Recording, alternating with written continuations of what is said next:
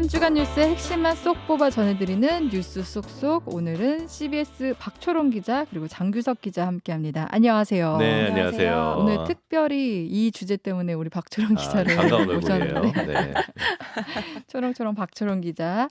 이번 주 말도 많고 탈도 많았던 공매도에 대해서 이제 알아보려고 해요. 네. 금융당국이 지난주 월요일부터 내년 6월까지 공매도 전면 금지를 결정해서 정말 뭐 그때 주식시장이 좀 난리가 났었는데 일요일이었던 지난 5일에 금융당국이 이제 한시적 공매도 금지 발표를 한 거잖아요. 주식시장이 그 이후로는 계속 좀 널뛰는 모습인데 우선 공매도 금지가 무엇인지부터 좀 짚어볼게요. 사실 어려워요. 그죠. 주식에 관심이 없는 분들이면 공매도라는 용어 자체가 되게 생소하실 것 같아요.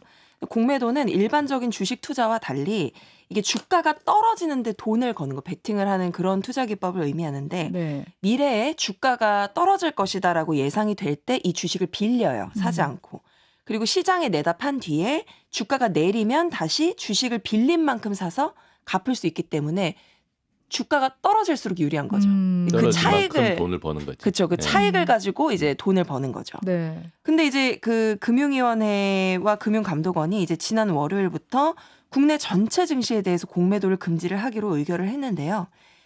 뭐 이제 일요일 날 있었던 브리핑에서 그렇죠. 뭐 일요일도 들어보면 그것도 갑자기 발표가 이루어졌잖아요. 네, 갑자기 그래서 저도 주말에 쉬고 있다가 갑자기 불려나가서 전화 돌리고 기사 쓰고 했는데 네. 이게 그러니까 그거예요. 기관 투자자들의 어떤 불법적인 공매도 행위가 이제 적발이 최근에 된 적이 네, 있었거든요. 그 부분을 지적하면서 이런 기관 투자자들의 관행적인 불법 행위가 대한민국 자본시장에 대한 신뢰를 갉아먹고 있다. 위급 상황이다. 그래서 이제 내년 6월까지 한시적으로 금지하고 제도 개선하겠다. 이렇게 약속을 했어요. 그러니까 네. 그 개미 투자자들은 사실 공매도를 하기가 좀 어렵거든요. 네. 이게 사실 기관 투자자들을 위한 제도라고 볼 수 있는데 그래서 이제 개미 투자자들은 항상 불만이 많았어요. 기울어진 운동장이다. 그래서 이제 이 문제를 해소하라고 하면서 굉장히 큰 목소리를 내왔거든요. 네. 그래서 이 부분 해소하겠다고 했고 그리고 무차입 공매도 방지를 위해서 대안을 강구하겠다. 그리고 금감원의 공매도 특별조사단을 만들어서 네. 지금 글로벌 아이비들에 대한 조사를 진행하겠다고 했거든요. 오늘 아침 이제 기사 뭐 쭉 보시면 뭐 추가로 방금 말씀드렸듯이 뭐 그 적발된 글로벌 아이비 외에도 뭐 두세 곳 정도 더 적발될 만한 곳이 있다. 뭐 이런 기사도 좀 나왔기 때문에 네. 좀 지켜봐야 되겠죠, 이 부분도. 그러니까 공매도에 기관 투자자들이 불법적으로 많이 하기 때문에 일단 지금 이제 우리 자본시장을 왜곡하는 그런 안 좋은 점 때문에 중지를 하고 제도를 개선하겠다. 이게 이제 금융당국의 뜻인 거죠. 그렇죠. 근데 사실 그간 당국이 공매도를 전면 재개하겠다. 이게 불가피하다라는 입장을 사실은 뭐 한두 달 전까지도 그런 입장이었거든요. 그러니까 지금 입장이랑 완전 반대 입장. 네, 완전 반대 네. 입장인 거죠. 그러니까 우리나라 공매도 규제가 해외 주요국보다 굉장히 높다. 우리나라 지금 괜찮다. 오히려 글로벌 스탠더드에 맞추기 위해서 공매도 중지가 아니라 전면 재개가 필요하다라는 입장을 밝혔어요. 이게 그 코로나 때문에 뭐 안 되는 그 부분이 좀 있었는데 맞아요. 이것까지도 다 열어야 된다 이렇게 얘기를 했었거든요. 네네. 근데 최근에 이제 글로벌 아이비에서 관행화된 이런 뭐 대규모 무차입 공매도 이런 게 적발이 되면서 정치권 그리고 개인 투자자들 사이에서 목소리가 굉장히 빗발친 데에 따른 거죠. 이게 상황이 그러니까 완전히 180도 반전된 거죠. 근데 개미 투자자들이 아까 말씀드렸듯이 공매도에 대한 불만이 상당했다고 말씀드렸잖아요. 네. 이 공매도가 지금 주가 상승을 억누르고 주가를 과도하게 끌어내린다. 주가가 떨어지는 걸 유도한다. 네. 나한테 손해다. 주가가 떨어져야 이득이라고 했으니까. 그렇죠. 네. 그리고 여기에 우리는 참가조차 할 수가 없다. 기관과 외국인에 비해서 이거는 기울어진 운동장이다. 그러니까 이 뭐 공매도 거래 요건이나 이런 거 공평하게 맞추고 뭐 무차입 공매도도 금지해서 이런 거 해소해라 이런 주장을 하고 있는 건데 네. 마침 또 그 불법 공매도 사건이 벌어지니까 이런 주장들 뭐 정치권의 목소리들 이런 게 힘을 얻게 된 거죠. 이렇게 하나의 계기가 됐다고 볼 수 있고요. 네네. 그래서 당국이 뭐 최근 입장에 변화를 보였고 결국에는 전면 중지, 뭐 한시적이긴 하지만 초강수를 두게 됐습니다. 어쨌든 이제 뭐 한시적이긴 하지만 이제 그 공매도 금지, 한시적 금지가 발표된 이후에 월요일에, 화요일에 주식시장이 그야말로 날뛰기를 했어요. 날뛰기를. 네, 완전 널뛰기도 아니고 날뛰기를 그냥. 널뛰기를 했어요. 날뛰었어요. 정말 말 그대로.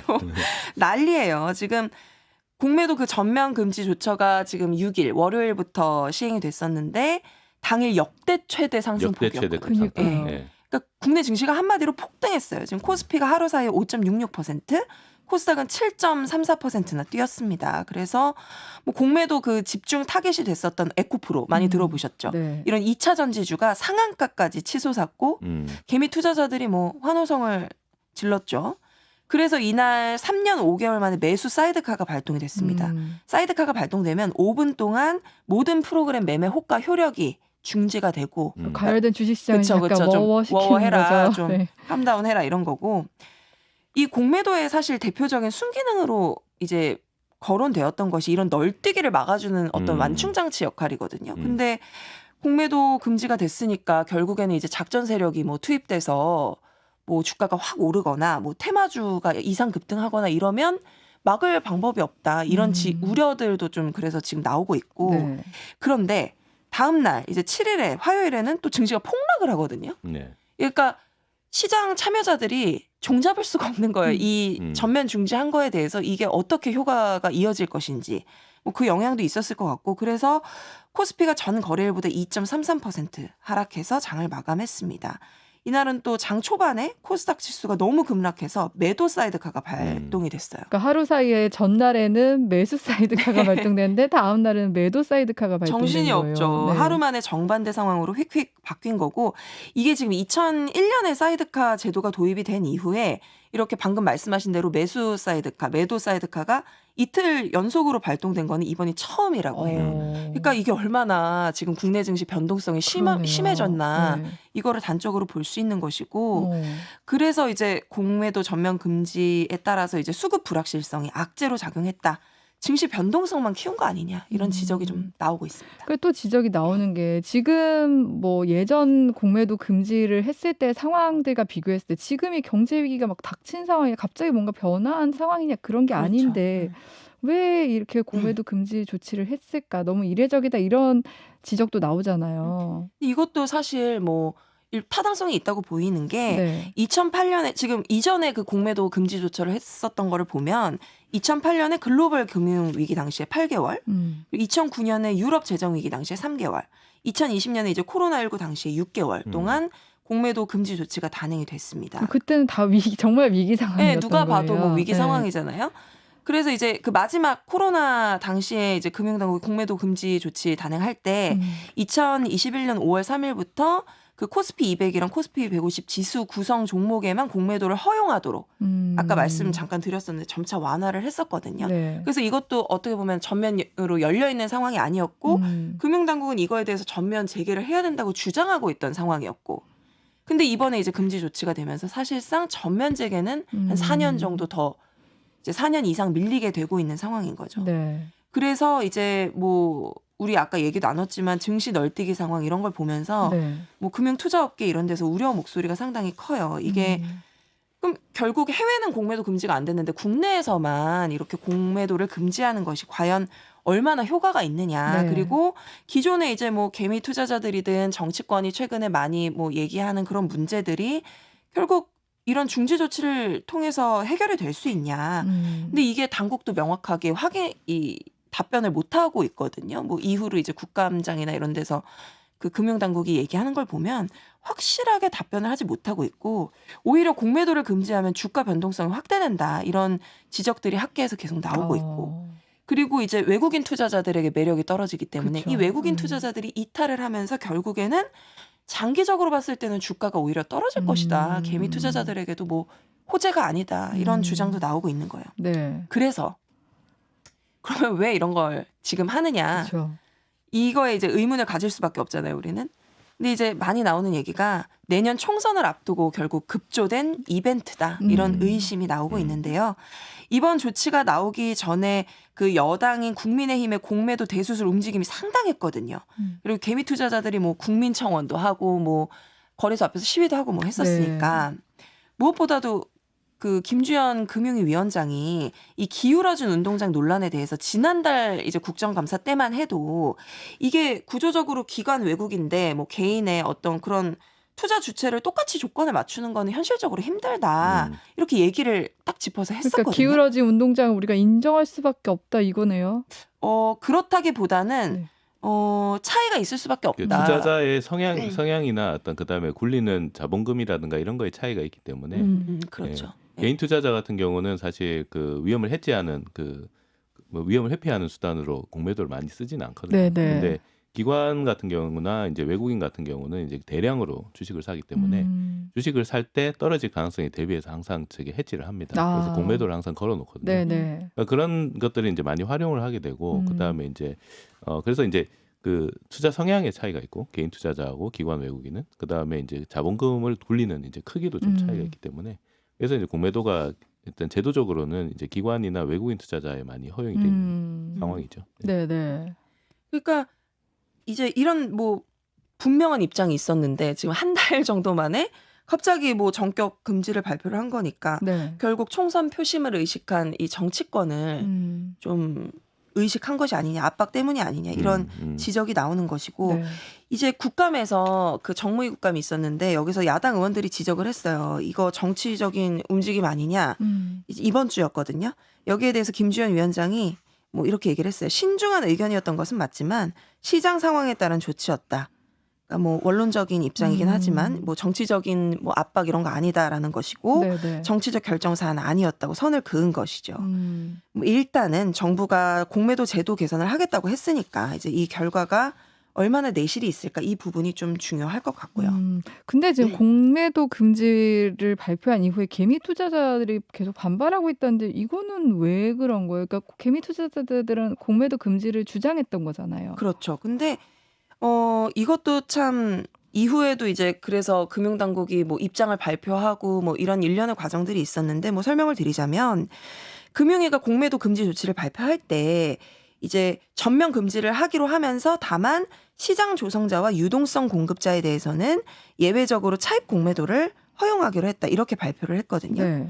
근데 이제 그 보시면 6일 첫날에 그 나중에 이제 이 통계가 나오는데 공매도 전면 금지가 된 6일 첫날에 오히려 공매도 잔고 금액이 늘어났거든요. 그래서 이제 개인 투자자들이 이게 전면 금지가 되면 뭐하냐. 얘네들이 예외가 허용이 되니까 공매도가 줄지 않고 있지 않냐. 결국 아무 소용없는 정책 아니냐. 네. 이러면서 예외도 적용한 거를 이제 폐지를 해라. 이렇게 주장을 하면서 이제는 증권사 앞에서 뭐 한국거래소 앞에서 시위도 하고 있고요. 그래서 이제 뭐 김주현 위원장도 시장 조성자는 뭐 시장을 형성하고 투자자를 보호하는 역할이 있어서 과거에 그 여러 가지 위기 상황에 이제 금지를 했을 때도 이 부분에 대해서는 금지를 적용하지 않았었다. 하지만 뭐 이게 어떤 의미가 있을지 이것까지 금지하는 게 어떤 의미가 있을지 뭐 추후에 한번 좀 얘기를 들어보겠다. 이런 정도 입장을 밝힌 상태고 한국거래소도 다음 날쯤에 이제 자료를 냈어요.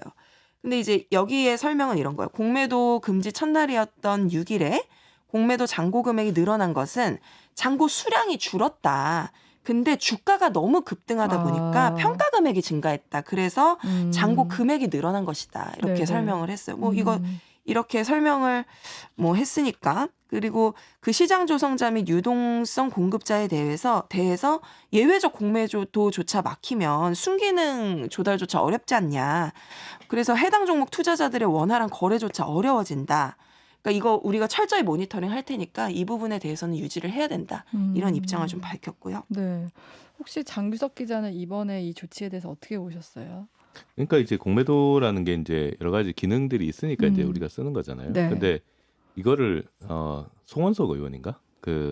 국회에 앉아 있다가 문자 메시지가 왜 걸렸잖아요. 네. 그게 김포다음은 공매도로 갑니다. 맞아요. 이렇게. 네, 맞아요. 그러니까 이게 네. 결국은 이제 정치권에서 기획을 했다라고 이제 많이 이제 의심을 받고 있는 상황이죠. 네. 뭐 거의 그렇게 보이는데 중요한 거는 그게 일요일에 갑자기 발표가 되면서 사실은 그 논의가 갑자기 이제 진행이 된 거잖아요. 그렇게 되니까 뭐 아까 말씀하신 대로 이제 뭐 유동성 공급자라든가 뭐 시장 조성자 같은 경우도 다 빼라고 얘기하는 게 이제 하나 빼주니까 다 빼달라고 얘기하는데 그렇게 되면 이제 시장 조성에 이제 문제가 생길 수가 있는 거죠. 공매도라는 게 뭐냐면 기본적으로 주식을 가져와서 남이 갖고 있는 주식을 내가 가져와서 그거를 이제 그러니까 차입을 하잖아요. 네. 차입을 해서 이제 공매도를 하는 건데 그러니까 주식이 떨어지면 내가 그 주식을 그만큼 사서 이제 주면 되니까 똑같은 주식 수만큼. 뭐 예를 들어서 삼성 주식을 2만 원일 때 내가 주식을 사와가지고 팔았어. 그 다음에 그 돈을 갖고 있다가 삼성 주식이 10,000원으로 떨어졌을 때 다시 한 주를 주고 팔면 10,000원이 남잖아요. 그쵸. 근데 그런 식으로 하는 게 공매도인데 보통 이제 공매도가 왜 나왔냐면 이 저기 주식 시장에서 사실 이렇게 공시나 뭐 이런 걸 통해서 약간 사기치는 기업들 있잖아요. 예. 이런 기업들을 찾아내는 또 투자 기관들이 있습니다. 그러니까 얘네들 계속 매출 올라간다고 하는데 우리가 조사해 보니까 약간 허위 이게 같은데. 허위나 분식 예. 회계 같은 게 좀 있네. 그러면 갑자기 이제 주식을 막 이제 공매도를 하기 시작하는 거예요. 사가지고 차입을 사고 그 다음에 이 문제가 있는 이 보고서를 올리게 됩니다. 그러니까 이 기업은 이런 식으로 경영을 해서 문제가 있다라는 보고서를 올리고 그래서 주가가 떨어지면 그때 팔고 이런 식으로 이제 기법을 쓰는데 네. 그래서 이제 사실은 공매도가 어떤 그 기능이 있냐면 이 기업들의 분식회계나 그 다음에 주식시장에서 공시를 허위로 하는 이런 것들을 잡아내는 그런 역할도 하고 있어요. 네네. 근데 이제 중요한 거는 이 사실에 기반해서 이렇게 보고서를 써가지고 이 기업의 주가를 떨어뜨리는 거는 뭐 그럴 수 있다고 치지만 허위로 허위로 이제 뭐 주식 찌라시라든가 이런 네. 걸 통해서 이제 뭐 카더라 해가지고 주식을 떨어뜨린 다음에 그 공매도로 수익을 내는 이 작전 세력들이 네, 나오니까 네, 네. 그게 문제거든요. 근데 개인들이 사실 그 공매도를 허용해 준다고 해도 그런 걸 할 수 있느냐? 그렇죠. 사실 그런 것도 문제가 될 수 있고 이번 같은 경우도 공매도를 일괄적으로 이제 뭐 금지하겠다고 하니까 이제 쇼커버링이라고 해서 공매도를 내가 갖고 있었는데 앞으로 가격이 오를 것 같으니까 일단 주식을 빨리 사서 갚아야 되잖아요. 그쵸. 왜냐 앞으로 더 오를 수 네, 있으니까. 네. 그러다 보니까 주식을 사고 하다 보니까 상한가를 치게 되는데 첫날 그랬던 그렇죠. 거죠. 네. 그러니까 이게 쇼커버링이라고 하는데 결국은 공매도를 그냥 버리는 거거든요. 그거는 갑자기 올라갈 수밖에 없고 그 쇼커버링이 일어나고 나면은 그 다음에는 다시 그 주식을 이제 산 사람들이 차익 실현하기 위해서 다 팔아버립니다. 그러니까 또 갑자기 가격이 떨어질 수밖에 없는 그러니까 변동성을 너무 많이 키워놓는 거예요. 네. 그걸 개미 투자자들은 우와 이거 상한가보다 보다 하고 이게 들어갔다가 또 확 떨어질 때는 또 무서워서 또 팔고 해서 네. 오히려 개미 투자자들이 손해를 보는 경우도 많이 생길 수가 있어요. 네. 과연 그게 정말로 이제 개미 투자자들을 생각한 건지 이 부분을 좀 우리가 좀 한번 봐야 될 것 같고요. 지금 우리가 뭐 아까 금방 검색을 해보니까 주식 계좌 수가 5천만 주라 그래요. 지금 현재. 그러니까 5천만 거의 뭐 전 국민이 그쵸. 주식 계좌 하나씩은 다 갖고 갖고 있다. 있다고 봐야 되는 건데, 그러니까 사실 이건 민심을 노린 거죠. 그랬다고 봐야 되는 거예요. 근데 정말로 이게 그 개미 투자자를 위한 것인가? 그쵸. 이 부분은 한번 짚어봐야 된다. 그러니까요. 그러니까 공매도가 허위로 일어날 수 있는 어떤 조작으로 일어날 수 있는 이런 부분들은 제도적으로 확실히 차단을 해야겠지만 네. 그렇다고 해서 공매도 자체를 금지해버리는 건 좀 문제가 있는 거 아닌가 그런 생각이 들었습니다. 네.